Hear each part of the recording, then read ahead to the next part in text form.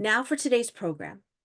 Felicia Madison is a New York-based comedian and entrepreneur and is the director of new talent and development at the West Side Comedy Club, where she books all shows, runs the club, and nurtures up-and-coming comics through a variety of programs.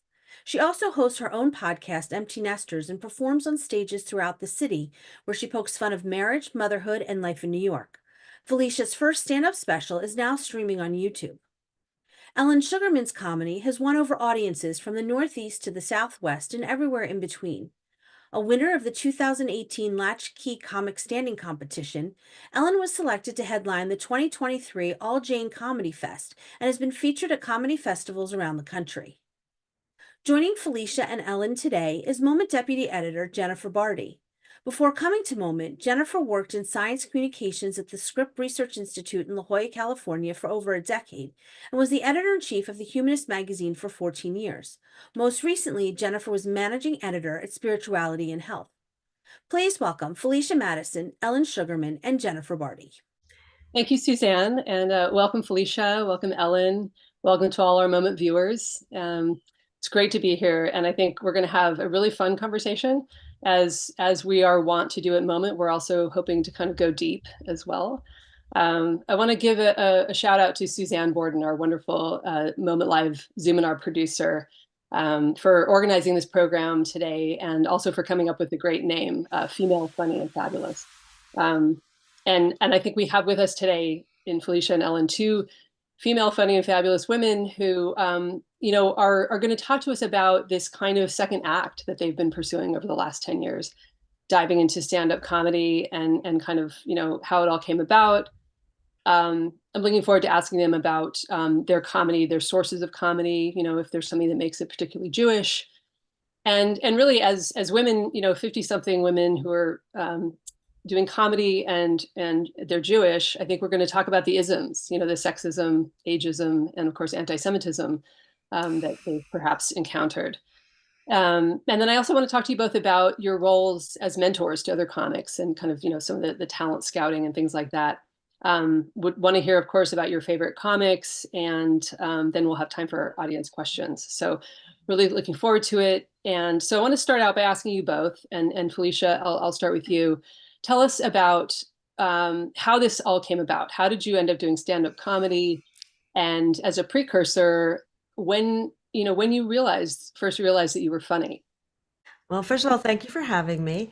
I get that question a lot. I know I started doing stand-up probably about 10 years ago. I took a class with a friend of mine, and it was just one of these things that we kind of both wanted to do. And I always used humor in social situations. So I always sort of thought like, maybe this would be interesting to try. And I had a friend that did it. So he introduced me to this teacher, and my girlfriend and I took the class, and I just fell in love with it from day one. And I just never stopped. And, I was a stay-at-home mom for years. And before that, I was working, and I never really found what it was that I wanted to do with my life. It was, I always kid around that it would say on my tombstone, she tried. Because I tried a lot of different things that I just never, like before I had kids, I just never really found what I wanted to do. Then I had kids, and there was always something missing when I was just a mom. So I was always looking and searching. So it was really kind of great when I came upon this by accident. And it's a moral that I always teach everyone, including my own children, is that you just have to keep searching and trying, because you just never know what's out there that's going to click for you. Mm-hmm. And what about you, Ellen? Was it same? Did you also take a class? I mean, how did it start? I did. I took a class. I took a class just to take the class, and that was kind of my goal, was just to finish the class. And then we had like a showcase, and I thought I would do that. I always thought everyone's always said I was funny, right? I've always thought I'm pretty funny, but I think I was more couch funny. I was more funny with my friends. And so I didn't know how that would translate, but I just wanted to see what the process was. And I also just never stopped. I don't know if I fell in love with it as much as it just became something I did. I mean, I love it. Mm-hmm. But I don't remember how it just kind of stuck. opposed to just going in for a class and writing 3 minutes worth of material and then carrying that over to shows and festivals and all that kind of stuff. So I don't really know when the things when it switched, the trajectory. I'm curious for both of you, like, I mean, what was the reaction to friends and family? I mean, were people like, oh, this makes perfect sense, or were they just floored? Were they concerned? What was the response? Well, for me, it was that it was definitely like super supportive. My friends were like, oh, no, that makes perfect sense. But that's because, like, the funniest people I know are my friends that don't do comedy, right? So they were all like, oh, no, yeah, no, this makes sense. You're so funny. But I don't think that they realized that what happened was once I started trying to be funny, I got less funny. With them, they lost a little of the funny with me. So yeah, there wasn't the situation with me when I told people. I remember my mom said, "But you're not funny." Very supportive mom. I'm sure you were all raised by the same sort of mom. They raised us differently back then. And my closest friends, I think my closest high school friends were not surprised. But I'm not like. Someone described my humor, which I love this word, sardonic. So I'm not this like out there kind of like, bubbly, crazy, happy kind of comedian. I have this more like very sardonic. So it's more of a subdued thing. So it's not something that you would notice really out and about. I'm not like, woo, class clown. Right. Interesting. Can I say something like really quick on top of what she just said? Was that my mother, my mother was so supportive, but when I would write jokes about her, she loved it because we talk about her, and then, but I had a birthday party and it was a show, and somebody asked my mother, she was in the audience, someone said, well, when did you realize Ellen was funny? And she said in front of everybody, an entire group of people there to see me, I really never thought she was funny. So I think that's just a Jewish mother thing from that generation. Yeah. So thanks, Mom. Yeah. We'll hear about the moms again. I want to talk about doing comedy and really getting into comedy in your 50s. Ellen, do you feel like ageism is more prevalent than you would say sexism? I mean, there are so many female comics now. There are a lot of female comics, but still, if you look at lineups, they still have. There's always a token female, maybe one, maybe two. Diversity isn't really the most important thing when it comes to building lineups. So I don't know whether or not there's a lot of female comics or not. We don't see them. We don't see enough of them. And local scenes. Sorry, what was the question? Well, I will say, just to piggyback off of that, so I run a club and I book the club, and we always have 1-2 females on a show, and I'm very big on having women. The other day we had 4, actually I take that back, we had 5 women on the show and 1 man. And it was amazing. I find that whole women aren't funny thing is so like, it's played out. It's dated. So 1990, whatever. Women are funny, and I think a lot. I have sometimes a harder time finding what I find a funny man. Mm-hmm. Well, I think. Well, I like to think. I mean, I like to think of myself as just like a funny comic, and then that happens to be a woman, happens to be Jewish, happens to be over 50. I think ageism is more prevalent for me than it is than sexism. I think I get turned away because of my age more so than because I'm a woman. Uh-huh. And how often are you performing? Right now, San Diego, because of the way that the scene is set up, usually I can perform about 4 or 5 nights a week, probably. Hopefully my weekends are booked, and if I can get a few in here and there on the week, I'm happy. So yeah, I think the problem with ageism for us is, even though we're older, we're considered young comics because we're sort of young in the industry. So we're competing against the up and coming comics that are younger, as opposed to, I think on lineups, there are a lot of older female comics that are famous or have, major credits. That's who we're competing against because of our age, but our category of who we're competing against are like the up and coming younger ones. So there's a little bit of a disconnect there. Which makes it difficult. Like I know when I book, I see like an older comic, and if I have like an already older comic that's more experienced on the lineup, well, I don't need two, and if I'm going to pick one over the other, it's going to be the more experienced one. So I think that's where what happens in terms of that, but also in terms of ageism. I think in terms of getting representation and getting noticed, I don't think a lot of people are, for the same reasons, are really looking for us. They already have the older comics. There's a plethora of, I always say, if you're looking for a white female Jewish comedian, I'm like 1,000th on the list. And if someone wants to invest in a comic and spend a lot of time with a new comedian, they want to make sure they're going to have a long time to, develop and promote them, which they might not have. Yeah, I mean, I can see some challenges there. I mean, but if you're thinking about sort of what you bring to your comedy and sort of life experience, it just seems like the material that you would be able to mine, is benefits from your, the longer you've been around, sort of, the more. I think so. Jennifer, I think that you're exactly right. I think you're so right when you say that, because I think that like we've lived a life, so we were able to mine from that experience that we have, whereas someone in their 20s, they're just finding one voice, and then they're going to go and they're going to find a million other ones as they come along. Like, this is my voice, this is the one that I'm going to have from now on, like this is the, I think as I age, I'll probably talk less about sex, but I don't know, will I don't know. And somebody tell me. I don't. And then but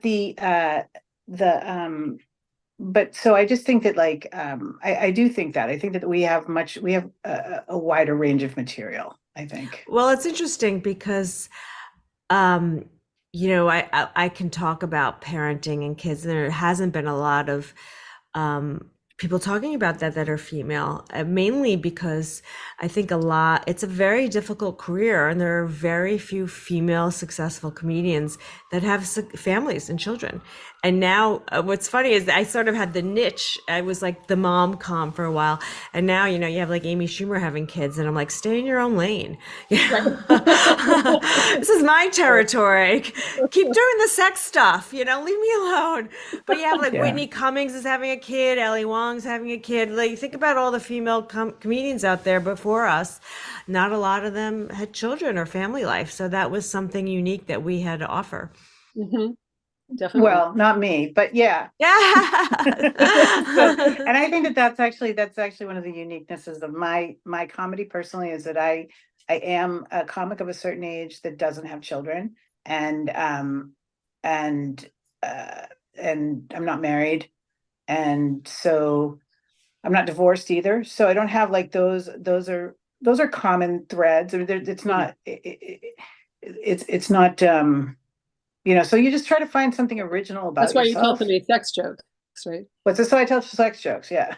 Yeah, just fall back on that. Well, I did want to talk about so Jewish comedy. I mean, there's such a rich tradition in the great American, comedy tradition of Jewish comics. And actually, Moment, a couple summers ago, I'm just going to show the cover. It's going to be backwards, but we did an issue, the jokes issue, and I think Suzanne is going to put that in the chat for people to check out. But so basically, we got all these Jewish comics to tell their favorite Jewish joke, and then talk about why they chose it as their favorite. And there's actually an audio component where you have, Jason Alexander and Sarah Silverman and people actually telling the jokes. So I encourage people to check that out.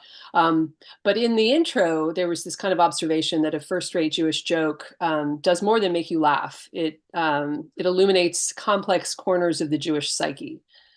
So, I don't want to, going onto the therapy session here or anything, but I mean, what do you think? Is there something inherently Jewish about your comedy? I mean, the complex corner of the Jewish psyche. Is there any space in the Jewishness that's not complex? Just the corner? Yeah.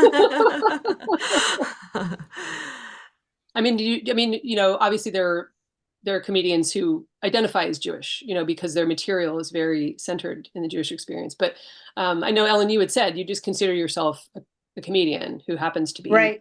But also, female. I think the most Jewish thing about my comedy, to tell you the honest, is me. Right. Like it's not. That's kind of it's who I am. I mean, I have one, two, two or three Jewish like jokes about being Jewish. One of them is about my mom, and then the other is about you know someone saying that I look Jewish, I don't act it. Like there's like it's really about the stupid things that people say to me because I'm Jewish.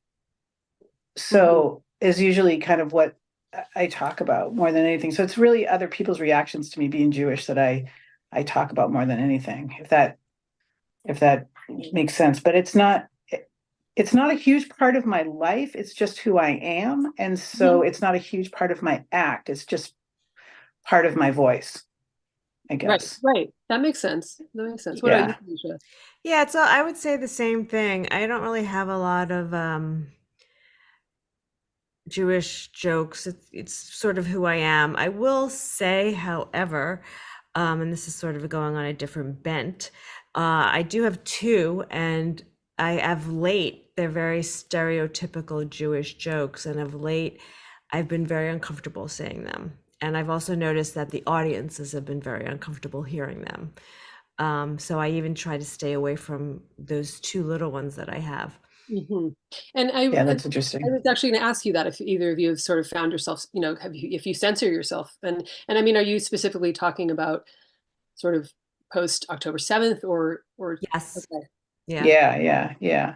okay, I think for me personally, like I think, and I think Felicia she can probably say the same. Is that like when we get into our head about something and we get nervous about something, that translates so quickly on stage. So for me, I feel the same way that you do, where like I stay away from it a little bit more right now, just because it makes other people uncomfortable. They're not sure if they should laugh. They're not sure how they should react.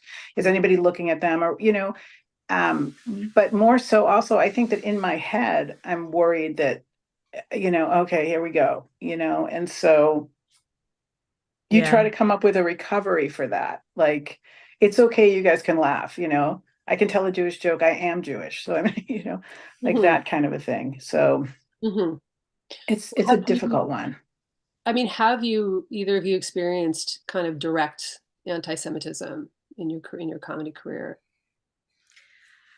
Uh, A wise woman said to me one time when I was talking about, I said, I don't think that those people like me. And it was a group of comics, right? And I said, I don't think they really like me. I don't think that they're going to book me. And she said, Oh, Ellen, don't worry about it. They're never going to say it to your face.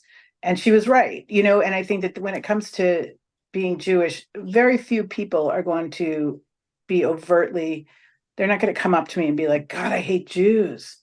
Ugh, or something like that. So not in that sense, not in that sense. I've had things happen, but I've never. Uh, it's been more of like a dog whistle type of situation. Mhm. yeah, I think in comedy, if you're funny, it speaks for everything. People just it's like a different type of thing. If you're funny, people are gonna like you, you're gonna get booked. It's just that simple. Mhm. Um, I would again say pre-October 7th and post-October 7th, there's been differences going on in terms of, not so much. I just think it's getting tense in the world and in the community. There's definitely people that are taking sides, and if you take a political side, I've had some people just say like they don't want to come to my club or they're not comfortable with me because I've been very vocal about my opinions. So I think there's definitely we're in very unprecedented and very difficult times right now. Mhm.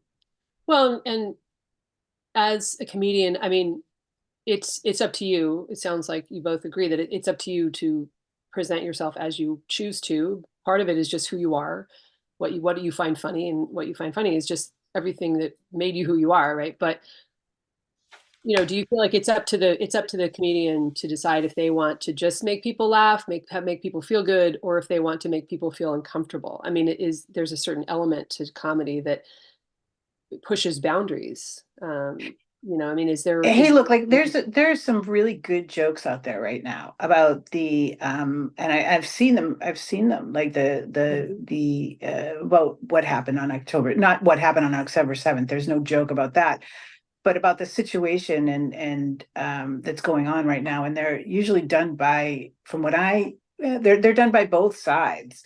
And if it's a well-written joke, then it should make you think about both sides. And it should not, it shouldn't take a side. I'm not able to write the joke as much as I think about it sometimes. It's just, I just don't know. I have my own personal beliefs. I don't talk about them very much. So when it comes to the Israel thing, and it's not for any other reason. I don't, it's I just don't find it to be, I don't understand. Well, anyways, I just don't talk about it very much. You're either a political comedian or you're not, and I'm not a political comedian. Okay. But I think comedy, the purpose of comedy is to take complex situations and put them in a comedic setting that makes people more open to thinking about it, so that it's not threatening. And that's sort of what the history of comedy's been. It's been letting people examine a situation in a non-confrontational kind of way that makes you laugh and think about it differently. So maybe someone wouldn't have even felt comfortable thinking about it, but when you put it in the light of comedy, they're kind of like, and that's sort of what comedy's been best for, letting people look at situations that they might not open their minds through comedy.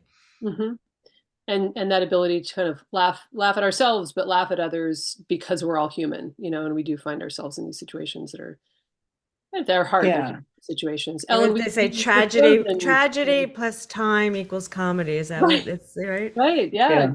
So we just need a little more time. Yeah. Too soon. Yeah. Ellen, you're frozen, but we can still hear you. And oh, really? Rest assured, you don't have a weird look. You look very serious. I'm just flashback to like COVID Zoom shows when you get stuck in like this horrible position that people are watching you the whole time. Yeah, but you look good. You look good. You look great. You just look serious, so that's cool. I'm very serious right now, Jen. Yeah, I can see Jennifer. I can see that. Well, let me ask you, Felicia, who do you consider to be the greatest Jewish women comics? I mean, that's an easy one. I mean, Joan Rivers, of course, is the ultimate, and she's my idol, and she's opened doors for every woman out there. Basically, she's amazing, and had she not had that tragic accident, I'm positive she'd still be on stages right now. Interesting. Yeah. How old would she be?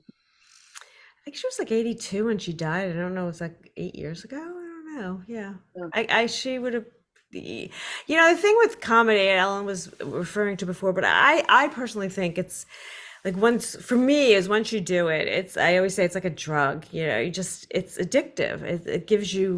It just gives you something that's so great. Once you do it, you just can't stop. And even people that have like a Jerry Seinfeld, who doesn't need to do stand-up anymore, obviously, he just needs to do it. He loves it.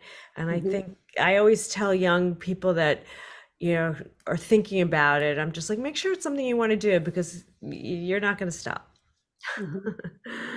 And do you feel like, I mean, actually, I wanted to ask you about how you kind of promote your work. And obviously, today you've got to have an Instagram and, be posting videos. But it sounds like, I mean, would you both agree that the heart of stand-up remains to be just on that stage in front of a live audience, having that kind of instant that very immediate connection?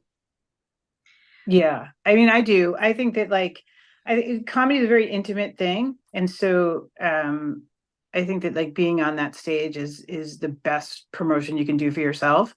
And somebody else telling other people that oh, you should go see her or something like that. That's for me. But I'm also kind of inept when it comes to computers, as you can see by my frozen screen here on my Zoom conversation.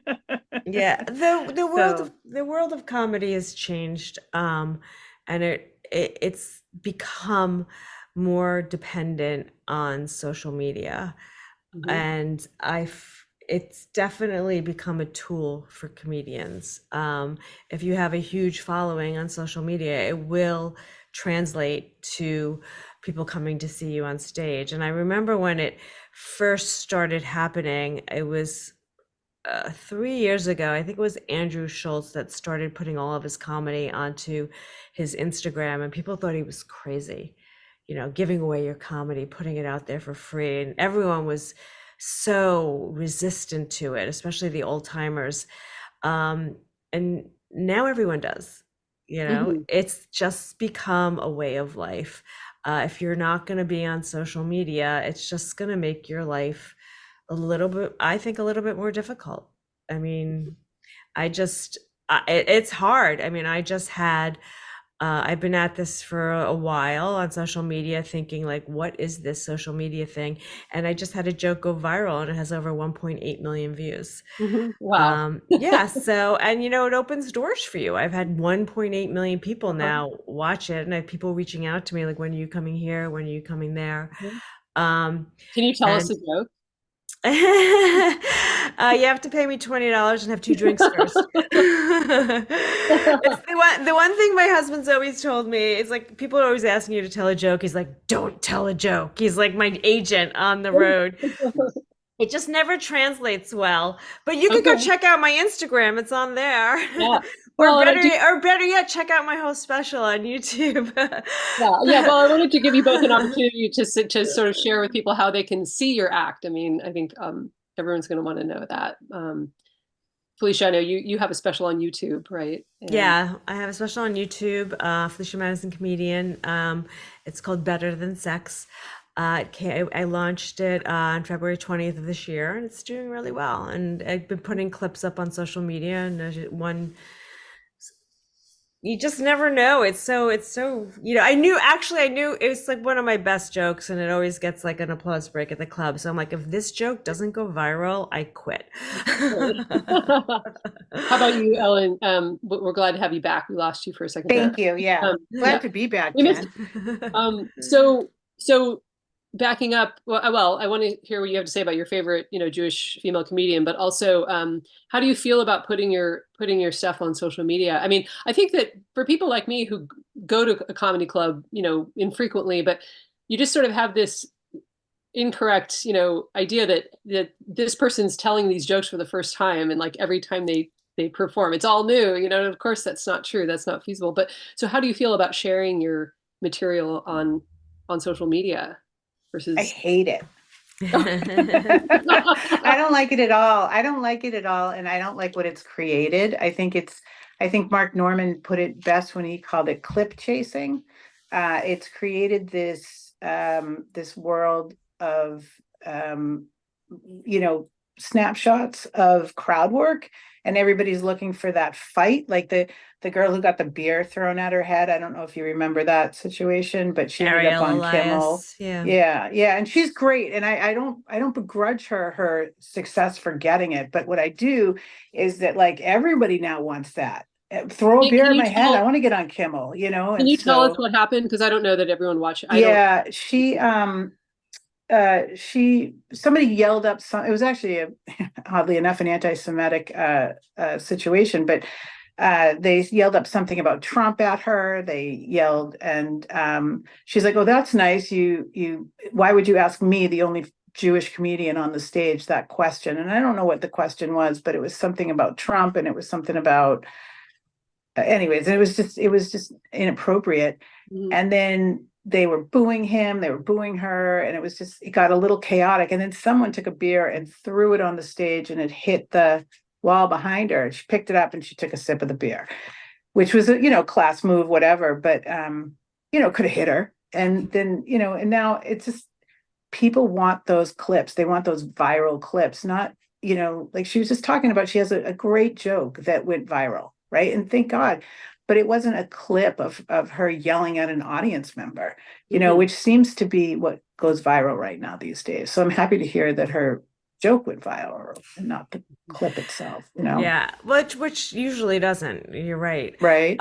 So, But also a lot of people, when I was coming up in Boston, the guy who was running one of the clubs said to me that he said, "Oh, no, don't ever put your material on social media because then," but he was an older guy and his whole world was that 5-minute Johnny Carson spot. So that's why you wouldn't want to do that. So I don't know. It's a different world, and it's not one that I'm getting there, but I'm not there yet. It's the new reality, unfortunately. We might not like it, but Yeah. it's just the way it is. We'll look back at it in 20 years and be like, what were they worried about? I was at a show. Was at a show recently, and a friend of mine, she said to me, we had taped the shows. We were on a kind of a road trip, and we taped the shows, and she said, "Oh my God, I can't wait to get that tape back because I've got like 4 clips for you in the thing." And I was like, "Oh, 4 clips, not 4 jokes of mine, but 4 times that an audience member interrupted me and I had to clap back at them." So that's like, and I'll put them up, whatever, but it's not. I don't know. I don't think it's my best material. I don't think it's the best example of who I am. Right. So it's an interesting challenge. I mean, we just think about going on social media. Like, how often do you like scroll back and look at people's you don't. Maybe it just sometimes it while. pops up again. Yeah. But a lot of people have done crowd work's become the thing, and that bothers me more than anything because now that's what people are expecting at clubs.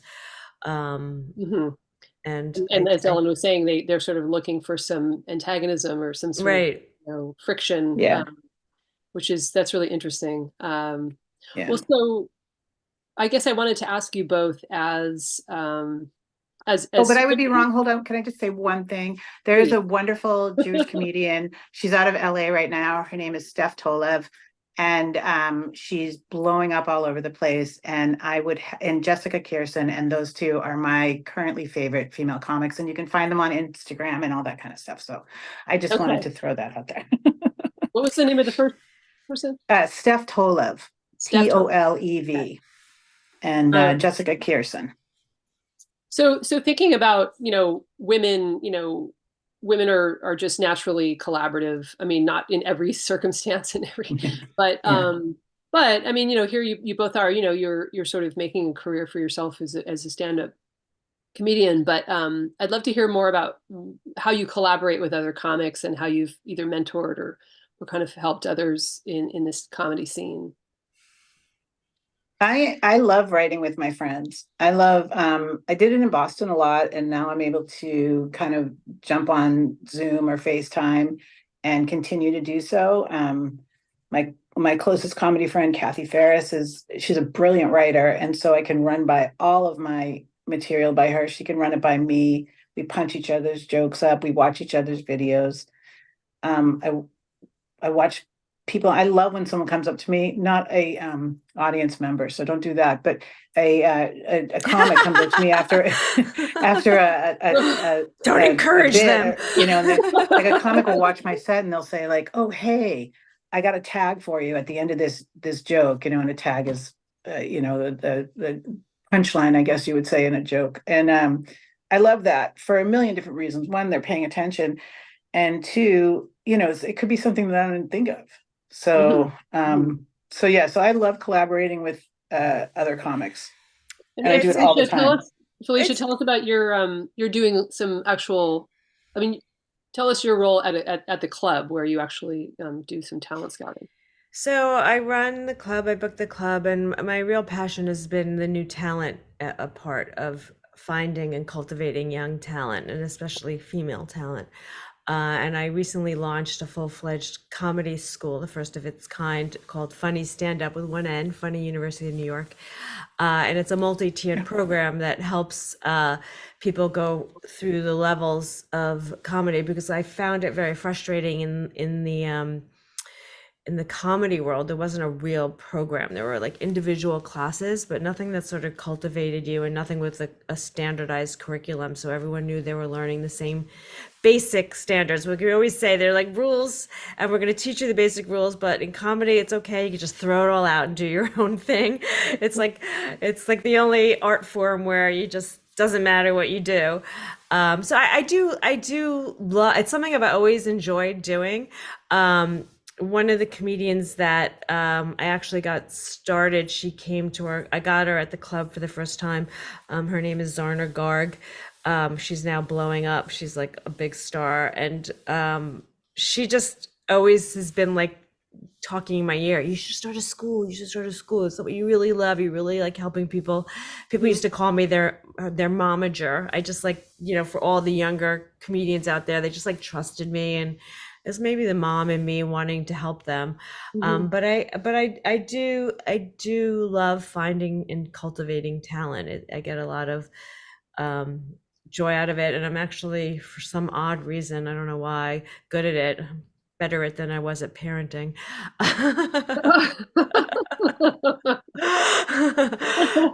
But it's interesting, just to get back to your comment. It's funny. I like how you say women are naturally collaborative, and I disagree with that. I have not found that in my life growing up. I have a very dirty joke about it. But I've found a lot of women, and it's traditionally how women have been wired, have been to be very competitive, and the whole mean girl concept. And I think it's Right. something that we're learning to do, and I'm trying to teach women to do. But I've had lots of instances where I've reached out to women and have gotten responses that I would have never gotten from a man. And I think it's a shame. And I think women are not going to succeed, and they're not going to advance if they don't get over that. They have to learn to collaborate and help one another. And that's something that I do a lot with. There are some women that understand it. I think it's a lot of I don't know what it is, but there are some It's women in that the, I'll call up and they'll be like, "Oh, no, you're your competition," or "Oh, I'm too busy. I have a family and kids. I can't meet with you." A man would never say that. Mm. Well, I imagine yeah. that it's interesting. I think, yeah, if women see each other as you're in direct competition with another woman, then I guess the collaboration goes out the window. But I think if we can promote this this message that you make each other better, like you were saying, Ellen, you make each other better when you can help, Yeah. sort of riffing I off of think each other. And I'll tell you, I had two wonderful mentors in Boston.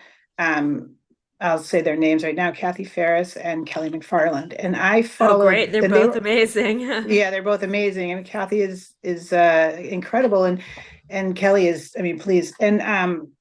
And I followed their lead, right? So I always had that question in my head when I would be responding to another female comic or another any comic. I would think to myself, what would Kathy do? What would Kelly do?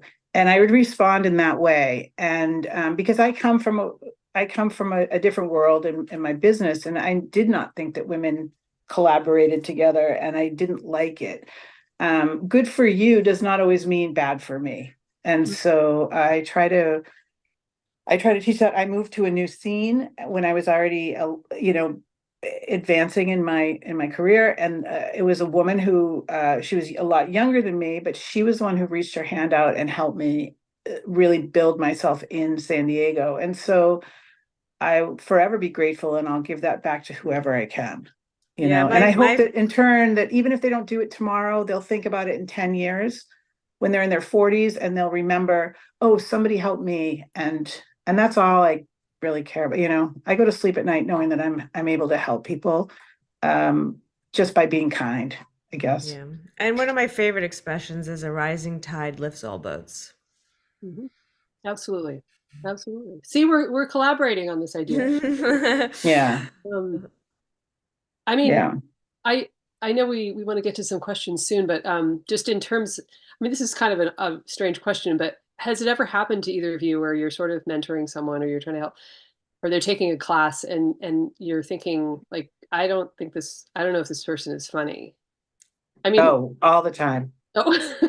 Well, Yeah. I always say, just because I don't think you're funny doesn't mean you're not Yeah, funny. yeah. Yeah. And that's how I approach it. I don't like dirty humor. It's a very personal thing. I mean, you could tell me a joke or someone could come into my club and I won't think they're funny. It doesn't mean they can't have a successful career somewhere else. But being that I have a school, the big controversy is really, can you teach comedy? And that's a big controversy, which I 100% think you can. I said, there's no art form, I think, in the world where you can't teach someone. They might not become, the next Yo-Yo Ma, but they'll learn how to play the violin.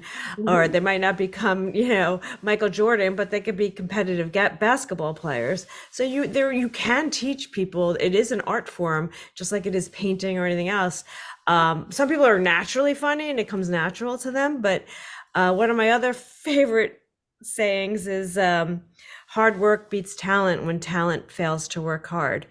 And I know a lot of really talented comedians that just are not working hard or not working the system, and a lot of people that maybe aren't so talented that are succeeding. And I think that's in any art form. If hard work beats talent when talent fails to work hard. Yeah, I mean, I don't want to disagree with you completely because I agree with the majority of what you say, but I do think that stage presence cannot be taught. I think that a good stage presence has to be learned internally, and you have to it's a level of confidence that you have to get on stage in front of an audience where you just kind of like, you're Well, like, just to argue with you on that, I just had an instance where I had a very young male comic come in who was a writer, very awkward on stage and very uncomfortable. And we taught him. It wasn't, it is what you're saying. You need the stage time, but we gave him things to do, and we started him with like just holding the microphone, sitting and talking to us, and then standing up and holding the microphone, and then letting go of the microphone, and getting to the point where he actually had a really great, he will. Some people it comes naturally to. He's never going to be like Jessica Kirson, like making the faces and really out there. But we taught him how to hold himself and be comfortable on stage. It was definitely 100% taught to him. It does come naturally to a lot of people, and you don't have to teach them, and some people might not ever, but it's definitely something you could teach. Yeah. Well, and some people, their style is just sort of awkward. I mean, that's sort of part of what makes them funny, I suppose. Yeah. I mean, I would think that the sort of the baseline would just be if they, I mean, I do you ever encounter someone who just doesn't seem like they find anyone else very funny, but Every comedian. you have to find other funny to be a funny comedian. say it again, Jen. What do you mean by that? Like, you Just mean like a well, comic? you would have to find other people funny in order to be a funny comedian. Is that true? No, I don't think so. Okay. I don't think so. I mean, I don't think so because I mean, like music and theater and every art form, it's subjective, right? So, I mean, I know a girl in Boston who's blowing up crazy, and whenever I see her, I'm like, no, she's just not for me. Like I'm like, I don't get it, but I get the fact that everyone wants to book her because she's killing it out there, and her, the audiences are laughing. So really and truly, like, it doesn't really matter what I think of you. I'm super cynical and critical. So Well, so I want to leave some time for questions from our audience. A cynical and critical comedian. Wow, that's unique. I know, right? Don't tell anybody. Just real briefly, and I think you've already, both of you, sort of given some really positive sort of aphorisms about comedy, but for people who are watching, women especially who are in their 50s or 60s and are thinking not necessarily they want to jump into stand-up comedy. I mean, maybe they are, but they want to pursue sort of something new, a second career or like a side gig, or just they're ready to do something. And you guys have inspired them. You ladies have inspired them. What would you, any last advice? What would you say? Well, I mean, if you're in New York, take Felicia's class. If you're in Boston, take a class by Kathy Ferris. If you're in San Diego, I don't know where there are any classes, but there's classes all over the place, and you just have to accept the fact that like you you might be the oldest one in there, but that doesn't mean that you're the oldest one doing comedy, right? And you will find an audience, and you'll find somebody who thinks you're funny.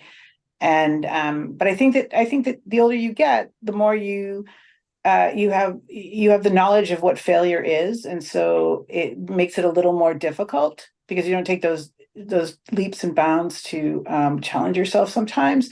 But I do think that it's like I think you can find classes pretty much in any city, and you can take it, and then you can decide for yourself what you want to do with the knowledge that you learned. When I took my class really quick, I took two in a row because I just liked taking the class, and I didn't think I was going to do anything with it. And now that I remember, it was because I keep mentioning Kathy Ferris, but Kathy Ferris walked into my class. She was overseeing one of the classes, and she was my age. And I thought, oh my God, not like it gave me permission to do it by meeting somebody and then following somebody who is, in my demographic to figure out how to do it. And so that's what you really need to do is find friends and mic partners and kind of like just jump into the scene and just do it, man, just do it.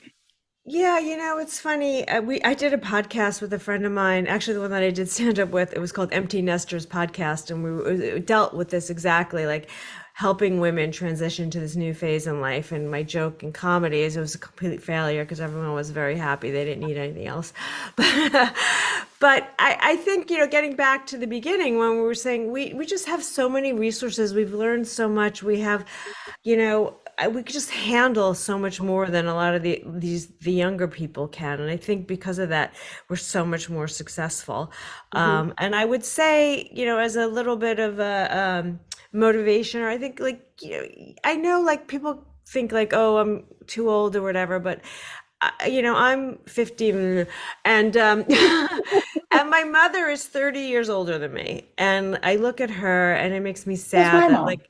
So I've only have 30 years, and it just seems like, not enough time, and it's over. And my daughter is 30 years younger than me. And I've lived a lifetime from my daughter being 0 to 30. So when you look at it that way, I have a whole lifetime ahead of me. I created an entire family in 30 years. So look what I could do in my next 30 years. So I think it's just so. I mean, I know like people say this to me all the time, and I really don't know what to say, but they're like, "Oh, we're so impressed how you turned your life around and you have a whole new career. It's amazing." And I'm You're like, so brave. you're so brave. And just I always tell people, and it gets back to what I said in the beginning, just try, just keep trying. Just I did a one-woman show about my father. My father found a passion very late in his life, and it was also by chance.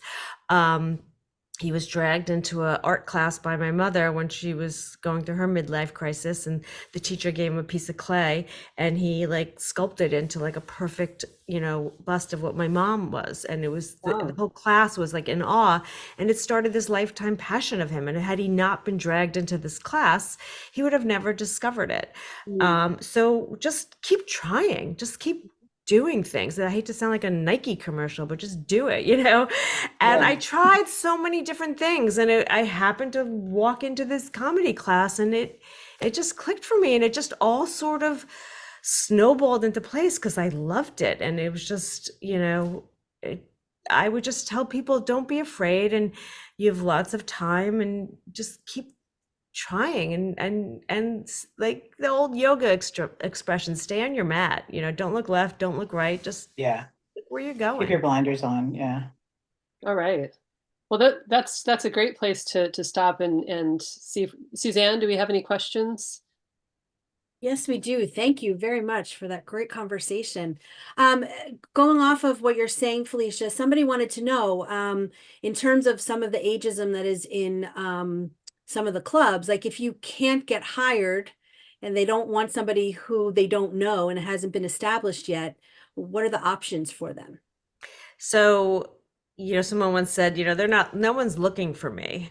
And they're not, even in like late night television, although some people are trying to, starting to get on, you got to create your own opportunities. I started, when you start doing stand up, you have to do what are called bringer shows, where you have to like get stage time. You have to actually literally bring your audience. So if you bring 5 people with you, you'll get 5 minutes of stage time.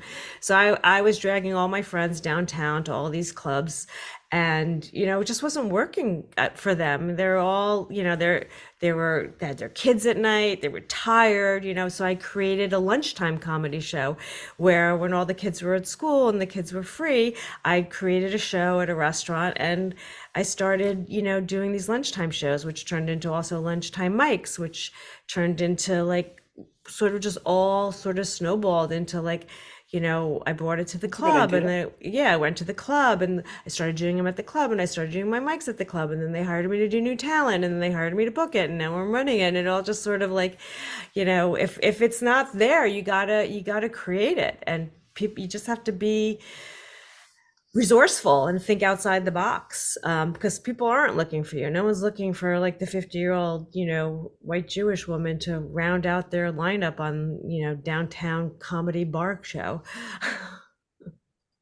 Yeah, Thank I you. have to agree with her completely on that. Although in Boston, we didn't have bringer shows, so I never did a bringer show, but I've heard about them and they sound terrible. So what did new comics do to get stage time there? Did they just Open do bar mics, show, open mics, open mics, type 5, open mic, open mic, open mic. Know Yeah. your material, get to know your material really good, and then do well and they'll book you. Yeah, that was another question. What makes a good comedian, especially when you're looking to develop some of these new comics?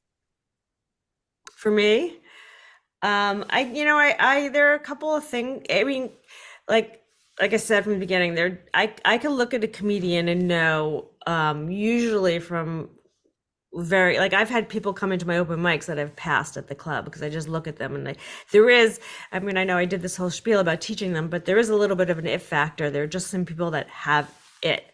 And they're funny and they have a stage presence, and they have a literally great voice. It's something that a lot of people don't pay attention to. And someone said this to me very early on: your voice is an instrument, just like, a violin. Your vocal cords are your strings that send, waves out into the audience that make people feel good or make people trust you. And sometimes you hear a voice that just captivates you.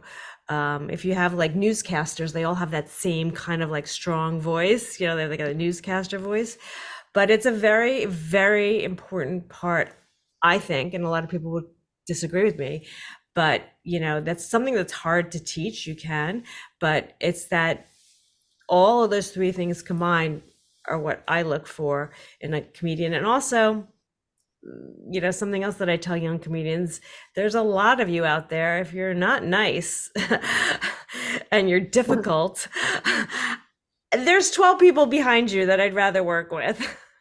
Yeah. Yeah. That's a big thing. The hang is really important. If you're a good hang, you can get pretty far. Yeah, you like want that means? people like want to like opening on the road, and they need someone to, go with them or drive with them. They don't want to hang with someone that they don't like. They Yeah. want to, if you're a nice person and you have a car and can drive. It's like being an elderly woman in Boca. You want the guy out of the car. So for both of you, what is your writing process like? How do you go about coming up with your jokes? For me, it's life. It's life. It's something that somebody might say. It's an experience that I had. It's a conversation I have with one of my friends, and it starts as a one line, and it builds and builds and builds and builds until it's about 3 to 5 minutes. So that's how it is for me. And I'm a little unstructured when it comes to my writing. I do a lot of writing on stage, so I kind of I'll be up on stage and I'll come up with a tag or a line, and I hope that I record it in my voice recorder, and I'll listen to it and I'll write it down. I'll hopefully bring it back the next time, and so that's kind of how I do it. But It's like, everybody's process is so different, and yeah, that's the one thing I found. I have a similar process we call like experiential comedy, where we experience it and it becomes our comedy. I'm not a very good writer. I can't really sit down and write. I just sort of like comes to my mind while it's happening. I always say that my kids are the gift that keeps giving me comedy. They literally will send me a text and I'll text them back and be like, this is going to be a great joke. Yeah. And like my one joke that went viral, just to give you an idea how a joke works, it had a really great setup. And the pun, it was the difference between boys and girls. So I set up my daughter fine.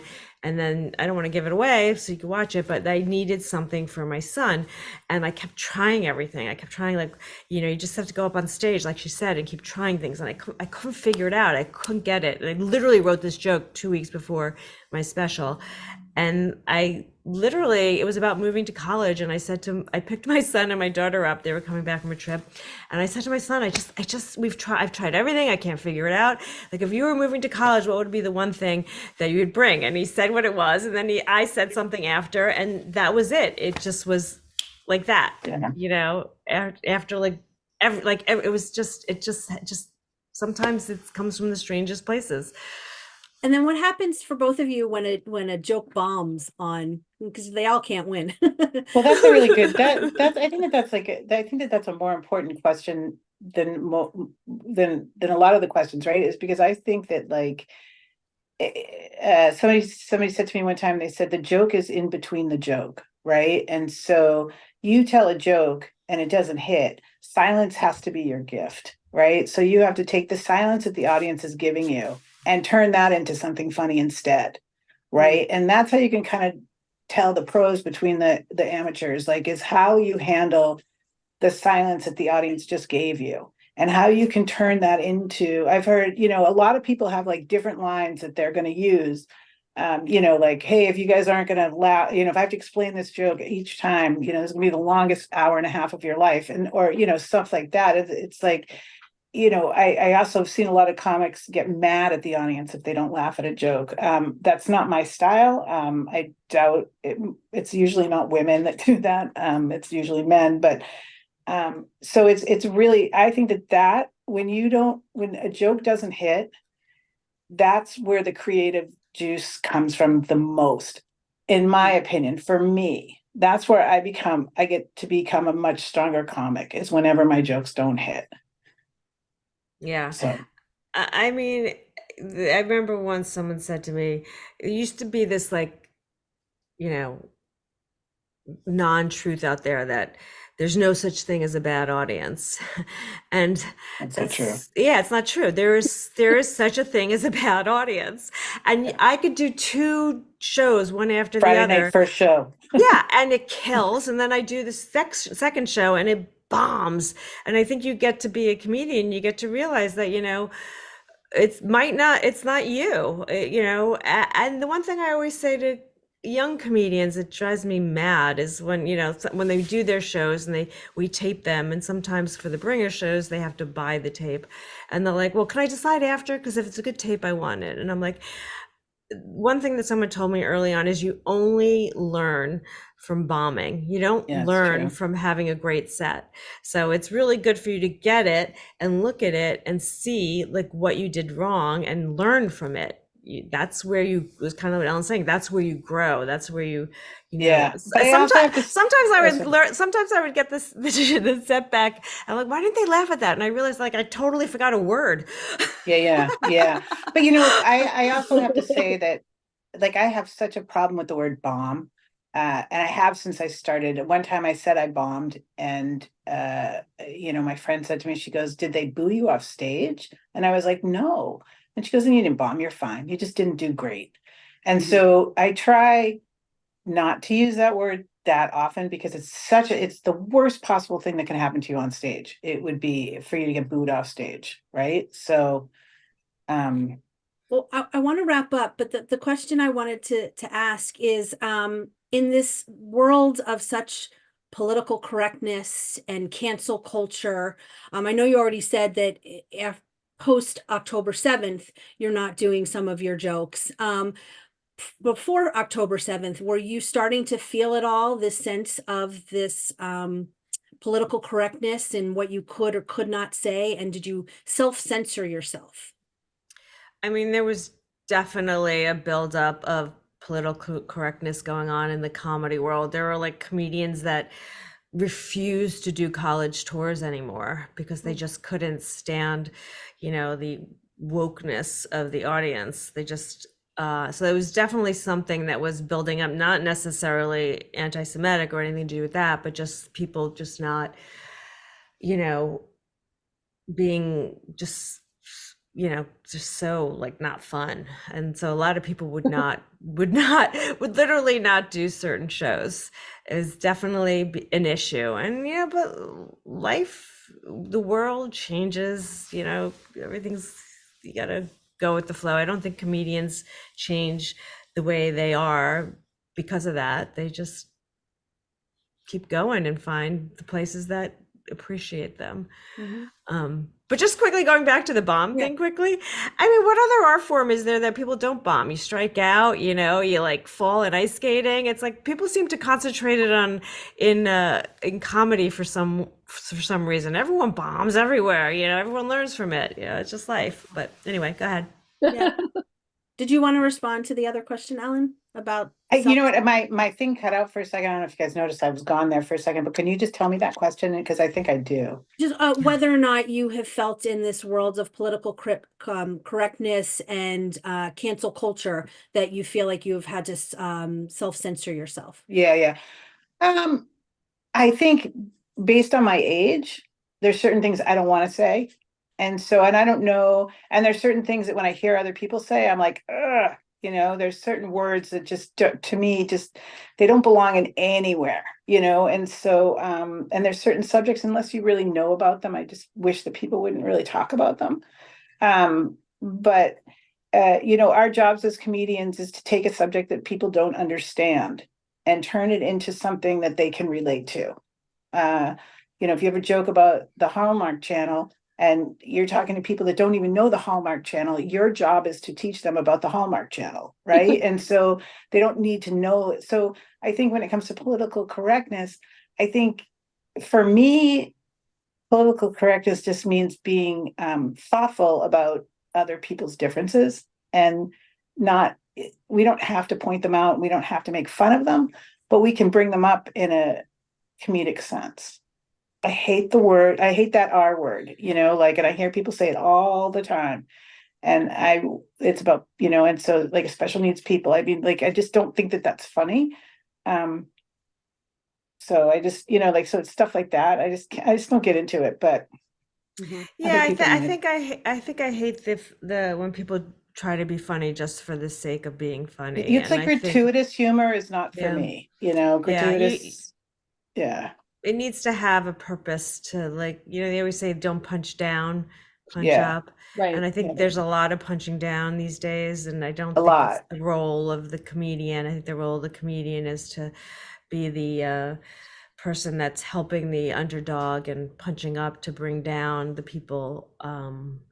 So that's a pet peeve of mine, that kind of the same thing as you, when people just say jokes for getting the rile or just for the sake of saying it. And comedians, like there's a certain host in San Diego here that every time I'm on his show, when I get off stage, he makes a comment about how old I am. And it's like, dude, it's so old. I mean, it's like, okay, whatever, and that's it's not funny. It never gets a laugh, but he does it anyways. So. And I'm surprised you don't say anything about him.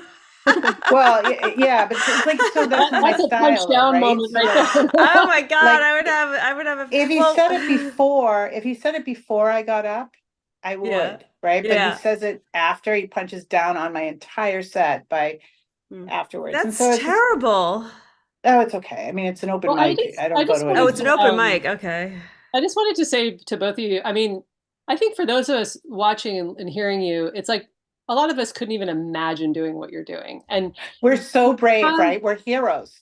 well, no, but it's like you're funny and wise and like, you know, you've got some real guts. And I don't know, I just think I find it very inspiring. So I Well, You know, it's thank you. probably the number one thing, Ellen. I don't know about you. It's the number one thing people say to me, and a lot of comedians joke about it. It's like I don't know, like the open heart surgeon. That's pretty brave, and and what you're doing Yeah. is pretty brave. It's just well, Yeah. it's Well, something I we have to love and we say, do. So I have to say, like coming from Jen, that's a huge compliment because I've seen you do things yourself yes.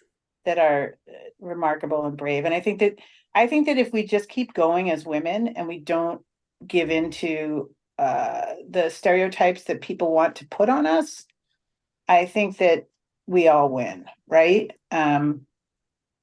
It's kind of simplistic, but that's how I feel, you know. So, but yes, I'm a very brave and a hero, but I yeah. just don't like to talk about But what it. Okay, me too, me too. but what I will say as we wrap up, I mean, we live in a time right now where, we're watching the news all the time, some of us, and you could just be depressed all the time and go crazy with everything that's going on in the world. And it's really important to have two women like you and other comedians out there where we can go and just kind of go for an evening in person or watch on TV, just to take a moment and laugh and just how important laughter is. And so I thank both of you, and I thank you both for joining us. Thank Ellen, you. where can people in San Diego see you in the coming weeks? Next week, I'm actually going to be in LA for the Bergamot Comedy Festival at the Crow Theater. And then I'm going to be in Santa Barbara for some Don't Tell comedy shows. And then I'm going to be in Boston. I'm going to be at the Off Cabot opening for Chris Frangiola in May. And something else that I can't remember, but you can find me at Ellen Sugarman 617 on Instagram. And I'm happy to answer any more questions or whatever, but you won't be able to find a lot of my videos. I keep them kind of on lock. And Sorry. and Felicia, your club is the West Side Comedy Club, and will you be performing anytime soon? Yeah, I'm at Westside Comedy Club a lot. The most important thing for me is that you check out my special on YouTube and subscribe. I need like 100 more, so if everyone here subscribes, I'll get there. And I'll if you're do it. interested in taking a class, funny stand up, and yeah, I'm gonna start touring also this year. I'm gonna take my comedy on the road, but right now I'm concentrating on my special and my school. Great. Well, Oh, thank and you. also, like, can I say one more thing? So, like, Mhm. if you're in New York, obviously take Felicia's class, or if you want to go to New York, I don't know if she does them on Zoom or what have you, but I do Zoom. if you're in other cities and you want to know who some of the teachers are, for some odd reason, I know a lot of teachers in different cities. In New York, I won't touch, but they're in Boston and whatnot. I do have some names. So if anybody's looking, or some Zoom people that will do like our workshops. So. Yeah, we do Zoom also. Okay, Great. never mind. For nationwide. But a rising tide lifts all boats, so go Yes. for it. Exactly.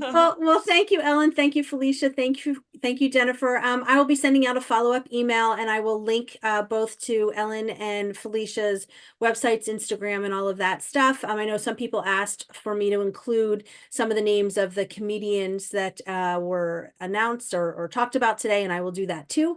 Again, go to momentmag.com, where you can register for this coming Thursday's program as well as our other programs coming up. And this program will be up tomorrow. Again, thank you Thank you for everybody doing for joining this. us. Yeah, thank you for Thank having you. us. We'll see you next time. Thanks, everybody. Bye-bye. Bye. Bye. Bye.